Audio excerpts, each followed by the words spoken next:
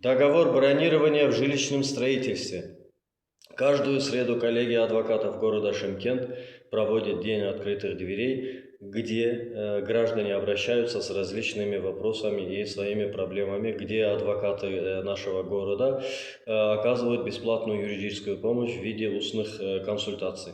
Сегодня обратился гражданин с проблемой, с вопросом касательно долевого строительства, касательно участия в долевом строительстве, озвучив свою проблему следующим образом, что он заключил договор долевого участия в строительстве, однако до сих пор не может получить свою квартиру.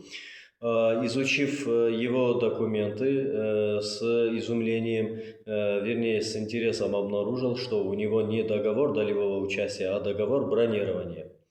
Договор долевого участия – это законный документ, который обеспечивает вас правами, обязательствами, в том числе и налагает большие обязательства на застройщика. Договор долевого участия обязательно должен быть зарегистрирован в реестре уполномоченного органа, то есть акимата. Однако та, не побоюсь этого слова, ерунда под названием договор бронирования, этот договор ничтожен, не имеет никакой юридическую силу. Если вам навязывают подписание договора бронирования, то знайте, что вас пытаются обмануть. Не подписывайте такой документ, такой договор.